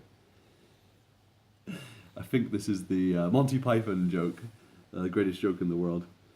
And I'm not even going to say it because you will die laughing. Conan, what is best in life? Crush your enemies, see them driven before you, and watch the women lament. It was Arnold Schwarzenegger there. He was a guest feature on our podcast. Thank you for that, Arnold. Unfortunately, he can't stay. Watch the women, lamentations of the women. Yeah, that was. Don't worry, I'll edit that in. I'm totally not going to edit that in. If I have 2 beans and then I add 2 more beans, what do I have? Sounds like you got yourself a problem there, Faustus. It means you got too many beans on your hands. You gotta deal with the bean problem. You got any advice for Faustus's bean problem? Well, it depends if those are beans as in edible things or Mr. Beans. That's a good point. If you have 4 Mr. Beans, then you're screwed forever. You might as well just throw out the beans. If they're magic beans, then they cost a lot of rupees and to get magic beans. Next, gentlemen, a short view back to the past. 30 years ago, Niki Lauda told us, take a trained monkey, place him in the cockpit, and he's able to drive the car. 30 years later, Sebastian Vettel told us, I had to start my car like a computer, it's very complicated. But Keke Rosberg said he pressed, during the race, I don't remember what race, the wrong button on the wheel. Question for us. Is Formula 1 driving today too complicated with 20 and more buttons on the wheel? Are they too much under effort, under pressure? What are your wishes for the future concerning the technical program during the race? Less buttons, more or less, and more communication with the engineers? This is now Rush Young, a good question, serious question again. This is an interesting one because I liked the lack of communication for all the 5 or 6 races that it was during 2016. I think it was. No, sorry, it was a year or 2 before that. I think. I liked it when they had the ending of the, or at least limiting of the ability of the drivers to be helped by their engineers. I can't say it's the perfect way to go about it. I can't say that it's the be-all, end-all cure for F1's many problems, but I liked it. And I thought it was a step in the right direction in terms of making the drivers entirely in control of their vehicle and not always having such a helping hand when they have a problem. Then again, you could argue that the team is also part of the. You could argue that the team is equally should be able to help itself if it has a problem, and they should be able to tell the driver if there's a problem because it's a team driver championship, not just a driver championship. So, yeah, it's a difficult one because you should be helping both teams and drivers equally. Yeah, and What's your thoughts on it? with the modern cars, with all the hybrid technology and fuel saving and engine saving, and they're just so high tech, you can't have a simple racing wheel with just a couple of buttons. You need to have all those adjustments there, and it's just impossible to think that a driver fully concentrated on a race can just snap out of that mode and become an engineer. You need someone to help in that. But one thing I did agree with limiting the radio communication, because you sometimes hear them saying, oh, you need to go 0.2 seconds faster in that corner. That's too much coaching. I think that will be up to the driver to decide what corners he must drive faster. Yeah, I agree with that. Yeah. I think in practice it was kind of awkward because I remember there was a point in which somebody had a problem and he actually said over the radio, oh, what do I do? And then the person said, oh, I can't tell you because of the rule embargo. And it's like, well, yeah, I think even if you did implement it properly, I think there was always going to be a teething phase where it was the drivers are going to ask and then they're going to be able to realize over time that there's certain things they can't ask about. I would like to see a bit more limiting of the drivers' coaching, as you call it. I don't necessarily have a problem with the number of buttons they have on the wheel. I think there can be a better middle ground than there is now. Though I think now it's not terrible right now. I don't think it's a huge problem with Formula 1. But I think it would be interesting to see, to put, at least move in the direction of giving the drivers more responsibility over the complicated parts of their car. Not necessarily swinging the pendulum all the way in their direction, but I think it'll be interesting. Any more thoughts on that? Or is there... No. All right. Do you know the Bishop of Norwich? Next. No. 1049, that is all. That's a long time since I've seen that. What is Alex Wirtz up to nowadays? I have no idea. I haven't heard from Alex Wirtz. Heard from him. I'm on the phone with him all the time. No, I haven't heard of Alex Wirtz in absolutely ages. Let's check out what he's doing. Alex Wirtz is currently... He's a former professional racing driver, so he hasn't driven in a while then. I wasn't sure if he was still going. Training Le Mans in 2015. Yeah. So alas, he's not driving anymore. What a shame. I was always a fan of Alex Wirtz, actually. It was always pretty good. I would have liked to have seen him in a good car, but he was always in and out in various different test roles. What do you think Sebastian Vettel was referring to when he said, "I have something loose between my legs. I would be proud if it was what you think it is"? What would that be? It's probably Faustus's beans coming back again. That problem again. What do you prefer, chocolate cake or cookies? Cake is better tasting overall, but there's usually more cookies available and they are easily stored. That's true. Storage is the main thing here, I think. You keep them in your cabinet forever and they won't spoil. But a cake, if you leave it in room temperature, it's spoiled in 12 hours. That's a good point. It's all about spoilage and time of eating and storage. You gotta. This is a very technical question. You need to think long and hard about that. I would say chocolate cake. Who is the second coming of Christ sent from the heavens to save the world from ultimate doom? Ayrton Senna, Lewis Hamilton, he whose name should not be mentioned, Jean Denis Delatraz. I'm assuming because there is no ellipses or anything like that. Those are the four options. Without a doubt, he whose name should not be mentioned. Of course. Is there another one? No, it was just a shout out to Dr. Baker for his commentary. If bee beera beats bees by a beehive, will beaned bee beer appear, huh? And will bee beera be a queen bee, bee beera, or prince bee, bee beera? I'm enjoying the tongue twisters today. Thank you very much for all your comments. I just want to say this. This is you're putting us under torture, and I suppose I deserved it for even suggesting that I should listen to these questions. So yeah, shout out to I would like to make a shout out now actually to all the forum members who are still with us in GP Rejects post GNOC and still making this website such a good laugh. Do you have an answer for that question from Wafflecat? I got lost in the third word. There isn't even a B in the Finnish alphabet, is there? Well, not the Finnish language at least. No, only in loaned words. Yeah. Like banani. I can say as a someone who's been living in Finland for almost 3 months now that Finnish is a great fun language, and I'd recommend that you learn it, and it's a fun language. Similarly, as the Wonder Kid, the rising number of one wonders, should one only win one in 1 year, would one want to have one that won in round one? What? I used to know a guy who actually said one when he was saying one. He was a funny guy. I never knew ever he was being serious enough when he said stuff like that. Mario has offered his own actual serious view on the complicated buttons instance, but we're not for serious in this. Thank you for your comment, Mario. But yes, that is all the questions we have on the forum right now, as far as I can tell. I can update the page, see if anything has been posted up since. But I don't think it has. No. Well, thank you for all your questions.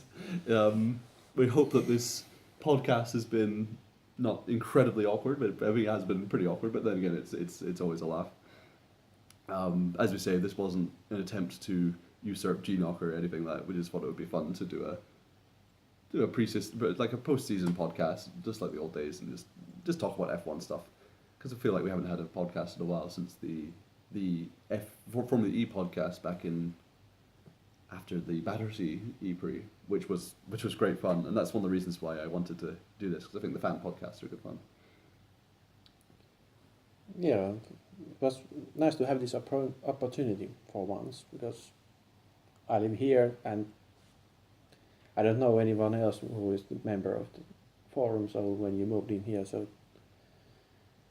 Yeah, it would have been nice to... I was considering phoning up Carlo Space, who lives in Turku. No, I didn't ask. I thought it would be funny to get some third-party opinion. Hello, Carlos. But yeah, no, it's always good to. I find this kind of stuff really good fun. I met you this year. I met Yannick Samlad at Silverstone this year, Silverstone was a great fun race. But I met Yannick, and he was a good guy. Shout out to you. And I met Biscioni, the other Scottish person on the forum, because I myself am from Scotland last year. Yeah, we tried to do a podcast last year and it didn't work out. And I'm happy this time I'm doing it a bit more sensibly and getting a podcast out there, because this stuff is always fun. I hope you guys have enjoyed it. Any closing remarks, Nuppiz? I don't think I have anything other than thank you everyone for listening to this, and excuse my sometimes failing English, because I haven't talked it a lot since high school. Would you like to read the tongue twister questions? No. That would be gibberish. Yeah, thank you very much for listening, and well, see you again for whenever the next podcast is. Not that we have one scheduled or anything like that, but yeah, we'll see you soon. Thank you for listening. Bye-bye. Goodbye.